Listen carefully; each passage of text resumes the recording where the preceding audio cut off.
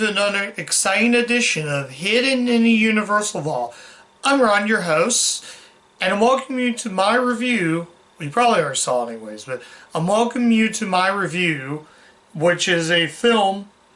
It's a comedy produced by Judd Apatow, and it was released in 2012 under Universal's 100th anniversary centennial.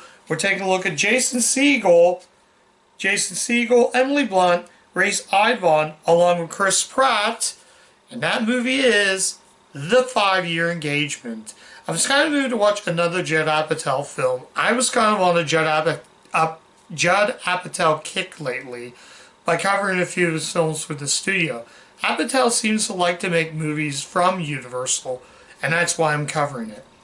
But anyways, and this movie was a major disappointment. And now mind you, this is not a bad movie. But let's actually talk about The 5-Year Engagement. So the movie stars Jason Segel. He plays a man who announced that he's getting engaged to his fiancée. I want to say Alison Brie. Is this? Yeah, Alison Brie. No, wait, Emily Blunt. I'm sorry, yeah. The movie focused on Tom and Violet, Segel and Blunt, and again, they're getting engaged. The film starts with the 100th anniversary logo, but it starts with Dexy's Midnight Runners, Jackie Wilson Says, which is an awesome song. Definitely got the start of this. So they're in the car driving, and he's driving, and is like they're listening to the song on the radio, and they're driving. So he wants to tell someone important, so he decides to park the car, put a ring on top, and says, "I want to marry you." So that's the gist. Then we also got Chris Pratt, who's a chef. He's a chef in LA. Jason Segel is like his right-hand chef. So they're cooking this really good food, and another chef is like flipping out. So she's basically flipping on the guys, and they're doing all disgusting humor with like carrots and stuff. So she's chopping onions. All of a sudden, she just chopped her finger off. So that's that story. So they head down to Michigan, and he's trying to get a job.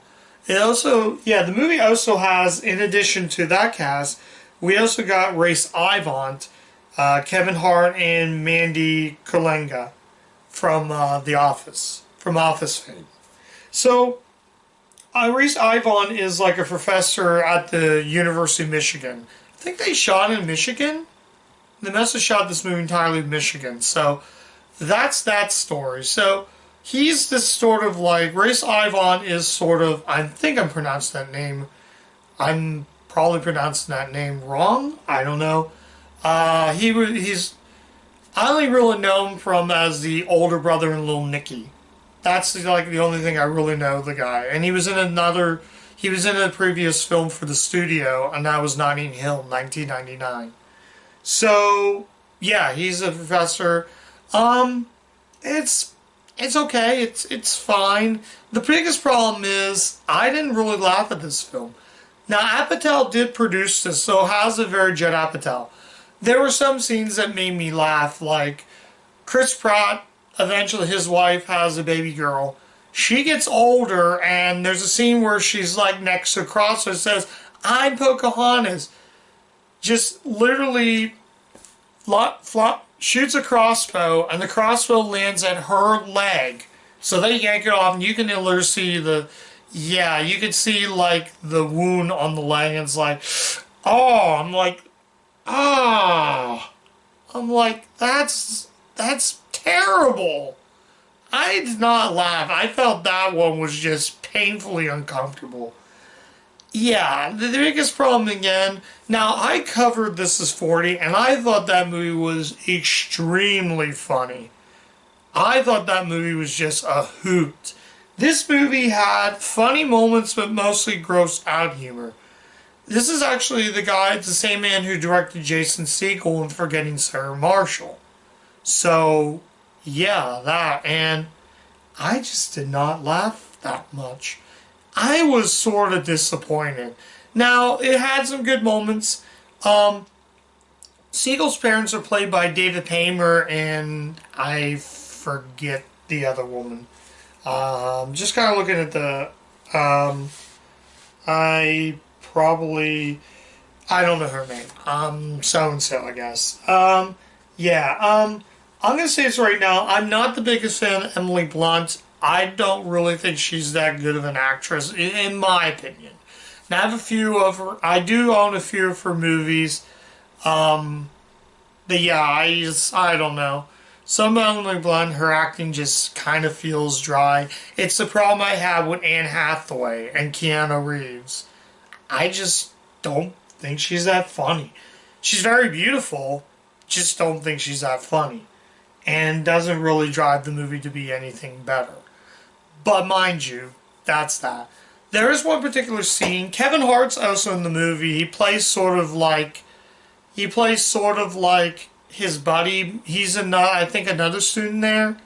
So yeah, he's trying to find out about this engagement. So that kind of thing. And most of his family members keep dying. I think that's what I know about. Trying to think what else. From reading the back of the synopsis, I'm trying to think of anything else in this movie. I don't know. Maybe the unrated version might be funny, but for this review, I only watched the theatrical version for now. But maybe there might be some funny moments. It's raunchy, yes. It's gross, yes. It has a very Apatow feel. But when you compare it to a movie like This Is 40, also came out during Universal's 100, during their 100th anniversary, that movie felt more like a comedy. I think also the problem is, it was directed by, I forgot to mention the director's name, Nicholas Soletter? I think that's his name. I actually also have again, Sarah Marshall and his pseudo sequel, Get Him to the Greek. And I will be covering those near the end of the year or next year. I'll think about that. But as of now, in terms of this, is this the worst movie I watched from Judd Apatow? No, I still love Judd Apatow. I'm keeping this movie regardless. It's part of the 100th anniversary collection, so I am going to keep this. This is an okay watch. Like I said, there are some funny moments in it. Like the scene where he's like in the kitchen, he's messing with the carrot scene. That made me laugh. That probably was the funniest part of this movie. But in terms of anything else, it's just so dry. I don't know. Something about this comedy didn't click with me. Maybe on second viewing, I might be able to. But let's go ahead and take a look at the artwork. And yes, this Blu-ray did play, so I did watch the Blu-ray. And I'm going to tell you right now, the DVD menu, I did watch on YouTube, and the DVD menu is a million times better. It actually has a better menu than the Blu-ray. And when you hit play, it has a cool play motion thing. I don't know what you call it though. But anyways, it's pretty much more of the same. I had this on DVD, then I upgraded to Blu-ray because I thought, upgrading. That's why.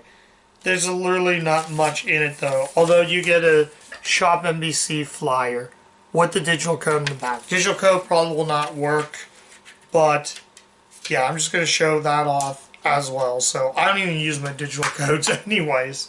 So yeah, guys, I just don't know. Honestly, I was expecting raunchy, dirty, disgusting toilet humor. And when Judd Apatow directs and writes, it's good. When he just produces, they fail epically. So, yeah. So, I think my only big gripe is it should have been funny. This movie should have been a ton of fun. And this is good. It's very good. It's still that Apatow feel, but it's missing something. It's almost like eating a really good tomato, like we'll use this for as an example. It's like eating a really good tomato, but when you watch something like this, it feels like you ate a bad tomato. That's how I'm going to explain. Again, this is not a bad movie. This is going to be a keep. If I watch a second time, I might appreciate it even more. So, I think I did mention everything in the film. I'm trying to think of anything else in this that I can easily say. No, I think that's about it. So yeah, final verdict. Should you see the 5-year engagement? Maybe. I can only recommend those if you want another Apatow comedy. But in terms of this movie, there's just something was missing in this. And like I said, this is a maybe. You might want to check it out, you might not. It's not the worst thing in the world. I was very entertained, and the movie had a very good entertaining feel. The ending was really good, and I thought putting it together, the ending was actually really good. But if I want to put it this way, it's fine, I guess. It's fine. This isn't bad, mind you. It's not a bad movie. With Judd Apatow producing, Judd Apatow as a director and writer, he's great. If he wrote this movie was not written, but I'm going to mention, yeah, the director wrote this. The director wrote this, and Jason Segel wrote this. Like I said again, it's fun. It's fine. Kevin Hart was really good. He was on screen not much, but he was fine for what it is. It's definitely worth watching if you like the cast, if you like Judd Apatow, or you just want a comedy from the mid 2000s. Check it out, I guess. But yeah, I think that's also why. I think, as I said before, I think that's also the problem I have with Bridesmaids, is you have a stellar cast, but something about it didn't really work. But if I do the second viewing, I might appreciate this. When I reviewed Krampus, which I watched before I watched this, I thought to myself, that was pretty good. I think I'll have the same thing with the 5-year engagement. So, yeah, I'm going to go on and on and on.